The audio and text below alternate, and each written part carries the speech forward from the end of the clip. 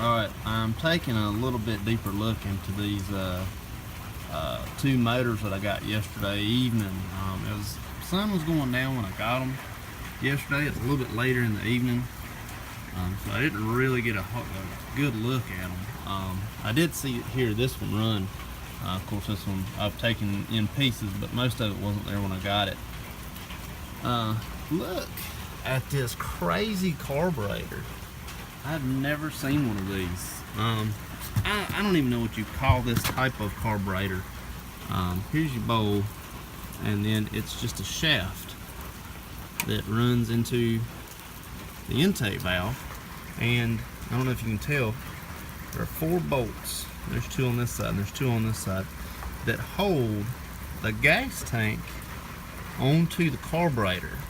And there is I haven't opened it up yet.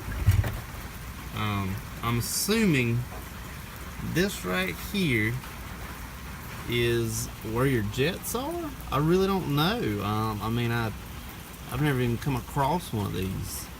I have no idea how this thing works. It's going to need to be cleaned out. It does run, but you have to squirt fuel in it. I thought it would idle on its own. I guess the guy that got it running for me yesterday had already kind of had it running. It was already warmed up, so it ran on its own yesterday. But I haven't been able to do it today, so I'm gonna have to take this carburetor off. There's 2 bolts on each side, and then the whole tank and carburetor and everything comes off. Never seen anything like that. I've looked inside the gas tank just through this little hole here, and there's some sort of I guess a pickup that goes down in there. Never seen anything like this. I'm sure somebody has. They've built them for however long. Another thing I noticed on this one, this one's, I don't know if it's going to go on the Barn Find go-kart or not. I cannot find a year on this. All I can really find, I don't even know if it's going to pick up. There's some letters here, and that's a serial number. And so this engine was made anywhere from 1995 down to 1970, I believe, were the years that they made these engines. It's called a Raptor. 1, 2, or 3, I don't know. No, I just don't know. One thing that leads me to believe this is one of the older ones, it's 12.5 cubic inches. And it does say 206 cc's, but the fact that it says 12.5 cubic inches leads me to believe this is probably around an 80s model, because this right here kind of took over definitely in the 90s and on into the 2000s. But Briggs & Stratton, of course, didn't build a flathead small engine anymore after 95. According to the research that I was able to do today, that's probably, it could be false, but according to what I found today, 95 is as new as this engine could be. 5-horse chain drive. This little pulley here comes off. It came with it. And look at this hater pipe. I mean, this hater pipe is huge. That is a big old hater pipe. I'm guessing 18 inches. It's loud. Somebody has done a fairly decent job on this thing with the welds here. It doesn't leak around the welds, and I was very surprised about that. Somebody backyarded this hater pipe. I don't know who did it, but it's loud. Somebody also backyard did this hater pipe and did a worse job. You can tell by the welds here. I mean, I can't turn that with my finger, but those are loose. I took the head off, or the valve cover really, so you can kind of see how it works.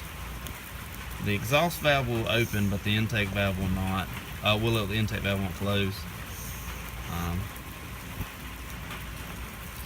But it does turn freely. Something's obviously been in there because it's got all this mud and stuff in it. But I knew that the intake valve was stuck because whenever I was playing with it yesterday, I could see it wasn't opening. But normally both valves would open and close, but on this one that does not. I don't know anything about this one. There are no markings on this one at all, but like I said yesterday, this is what I'm after right here.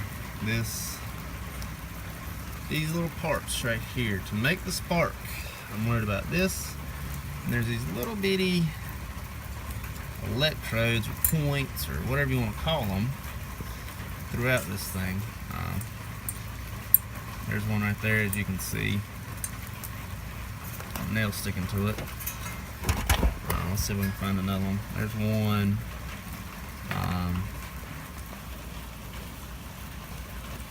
Let's see if I see another one. There might just be one on this thing. Yeah, there's just one. Basically, when this little thing here turns past the magneto here, it sends spark through that to the plug, bam, to the top of the piston, which is where the spark plug is kind of right there.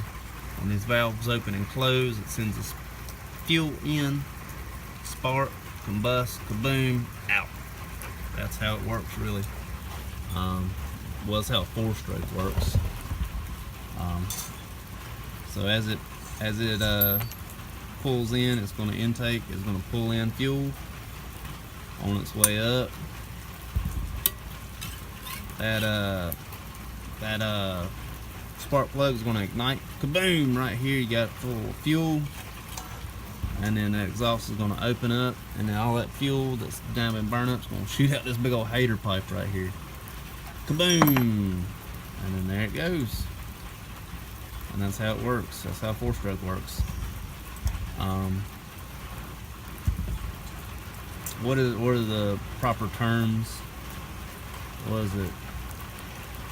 Inhale, squeeze, bang, out. I don't know, something like that. But that's the 4 strokes on a flathead. This one we're just going to use for parts. This one, I don't know. I really don't know if we're going to put it on the Barn Find go-kart or not.